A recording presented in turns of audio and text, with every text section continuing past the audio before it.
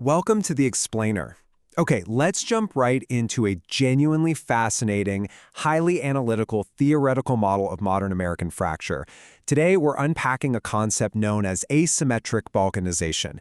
Basically, we're going to map out exactly how a modern superpower could theoretically break down. And spoiler alert, it's not through some massive, structured civil war like you see in the movies, but rather through a localized decay of control. We're keeping things deeply neutral and purely analytical today as we explore this matrix of survival. So here's our roadmap for today. We're going to start by busting the myth of binary conflict. Then we'll move into low-threat sanctuary zones, step up to institutional and latent friction, examine high-tier kinetic threats, and finally, bring it all together in the non-linear landscape. All right, Section 1, the myth of binary conflict. Let's completely rethink the front line. To kick things off, we need to address how popular imagination just gets this entirely wrong. I mean, think about it. What does a modern fracture actually look like? Hollywood and pop culture love to sell us this highly dramatized idea of two massive, perfectly organized armies marching on each other's capitals. But honestly, that's a fundamentally flawed model. We really need to check those preconceived notions right at the door. The contrast here is pretty stark. Back in 1861, you had this very clean binary geographic split, right? A distinct red versus blue boundary. But a modern fracture, it wouldn't look anything like that. Instead, it's more like an asymmetric patchwork. We're talking about a highly chaotic, multi-sided mosaic of ideological strongholds, ethnic conclaves, localized bureaucracies, and transnational actors all mixed together. Power centers wouldn't form along nice, neat state borders, but rather deep within these deeply fragmented cultural and geographic pockets. And that brings us to this crucial roadmap. Take a look at this threat matrix. Notice how it ranks these actors based on their structural threat to the constitutional state, starting down at Tier 6 and working its way all the way up to Tier 1. The main takeaway here, and this is absolutely crucial, is that a modern superpower doesn't fracture because a rebel army storms Washington, D.C. It fractures through the systemic loss of localized control. So let's start at the bottom of this ladder and work our way up. Section 2. Low-threat sanctuary zones, or basically factions driven by the desire to just be left alone. Right at the base of our matrix, we find what are called functional autonomy zones. These are regions that literally have zero interest in overthrowing the federal system. Instead, if central authority were to break down, they'd simply pivot. They'd use their existing civic and religious structures for local governance and self-defense. The source material highlights two really interesting examples here. First, the Southern Black Belt, which is categorized as a Tier 6 zero-threat zone. This region would likely anchor its power through majority black municipal capture, historically black colleges and universities, and incredibly well-organized church networks. Then you have the Tier 5 LDS zone out in the Intermountain West. In a fracture scenario, the Church of Jesus Christ of Latter-day Saints could practically overnight activate its massive hierarchical structure. We're talking about utilizing its immense corporate wealth and the independent bishop storehouse welfare system to manage public utilities and food rationing. Both of these groups, they just want to keep their own communities stable. But here's the catch. Both of these zones have a unique micro-narrative of asymmetric vulnerability, and it's tied directly to their geography. The Black Belt, for instance, is this crescent-shaped, non-contiguous band. Because it's geographically fragmented into an archipelago of self-governing islands, it relies entirely on negotiating with neighboring factions just to keep the lights on and the food flowing.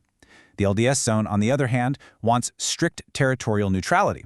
But, well, they happen to sit directly on vital mountain passes and interstate highways that connect the West Coast to the Midwest. Those are the exact routes needed to stock grocery store shelves. That geography instantly makes them a high-value target for hostile factions or even a desperate federal government demanding transit access. Moving on to Section 3, institutional and latent friction, where we look at the weaponization of bureaucracy. As we step up to Tier 4, we enter the realm of progressive jurisdictions. We're talking about your massive urban hubs, places like New York, Los Angeles, and Chicago. They execute something the source text calls institutional nullification. Now, they aren't deploying traditional military forces. Instead, they weaponize their immense bureaucratic and financial power to achieve de facto secession. They expand sanctuary policies to actively block federal law enforcement. They can escrow municipal taxes, basically cutting off federal funding, all while seizing physical assets like ports and federal buildings within city limits. They use regulatory warfare to sever corporate supply chains connected to hostile states. It's a fascinating strategy because they undermine the system purely from within the legal and financial frameworks. Then we have Tier 3, concentrated subcultures. The text uses municipalities like Dearborn, Michigan as an example here. These are latent threats that establish what are called insular counter-enclaves. And there's a very clear three-step process at play.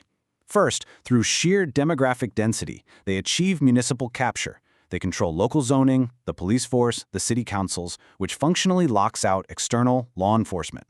Second, they engage in geopolitical decoupling. They naturally align their local political apparatus with foreign diaspora interests rather than, say, Washington's mandates. And third, because of those deep international ties, these enclaves become highly vulnerable to infiltration.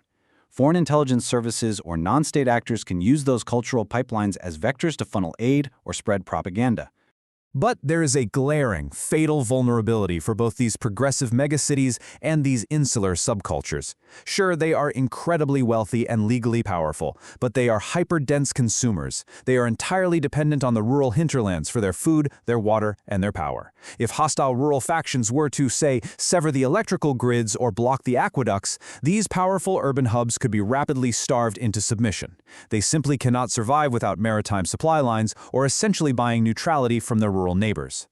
All right, Section 4, high-tier kinetic threats. This is where we see the active degradation of state control. Hitting Tier 2, we find the insurgent faction. This is primarily composed of ideological separatists. Think right-wing militias and sovereign citizen networks.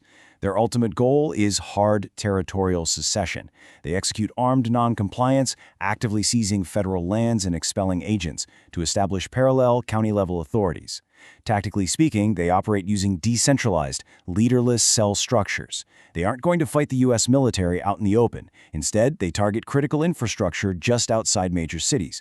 By sabotaging electrical substations and rail choke points, they can completely paralyze the progressive city-states we just talked about. Fascinatingly, the source material also identifies a parallel Tier 2 threat that uses completely different mechanics, the Aztlan faction, or Chicano irredentism in the American Southwest. They share the exact same threat rating as the militias, but use a totally different playbook. Rather than decentralized guerrilla cells, they rely on rapid demographic consolidation to seize local governments and law enforcement.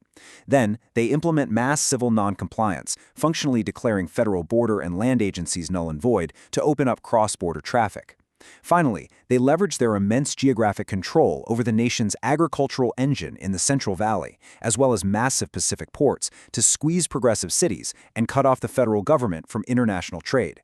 And now we're at the absolute top of the matrix, Tier 1, transnational cartels. This is the acute sovereignty threat. Here's the thing. Cartels don't want to form a government. They don't want to pave roads or manage public services.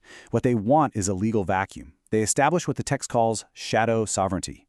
Using billions in liquid capital, military-grade weaponry, and narco-terrorism, they render local police totally impotent. They turn transit highways and inner-city distribution points into corporate criminal fiefdoms, actively eroding the state's monopoly on violence, and they do it purely for profit maximization. Yet, even the apex predators of this matrix have profound, fatal weaknesses. The ideological separatists suffer from deep, constant factional infighting. They lack a unified command structure, and they certainly lack the manufacturing depth needed for a long-term conflict. And the cartels? Well, their model, ironically, has a parasitic reliance on civilian economic stability. They actually need a functioning wealthy civilian population to buy their illicit goods, and they need a stable financial system to launder billions in profit. If the U.S. economy undergoes a total systemic collapse, the cartels lose their primary revenue stream and are forced to retreat back to foreign sanctuaries. Finally, Section 5, the nonlinear landscape, where we look at shifting, transactional alliances. The source material brilliantly captures the gritty reality of this model with one specific line. Alliances in this scenario are fluid, temporary, and entirely stripped of shared ideology. Think about what that actually means in practice. A transnational cartel might heavily arm a right-wing separatist group or an Aztlan borderland movement. Why on earth would they do that? Actually, it's not because they agree on politics at all. It's simply to keep the federal loyalist forces distracted and weak, which in turn protects the cartel's own smuggling corridors. It just proves the sheer impossibility of a simple two-sided war. And that brings us to this incredibly important concept from the text, the weaponization of interdependence. It's a brutal asymmetry of resources. Look at the dynamics here. The progressive city-states have all the financial wealth, but they're entirely dependent on rural zones to survive. The rural separatists lack economic depth, but they can target the exact infrastructure the cities need, basically paralyzing them.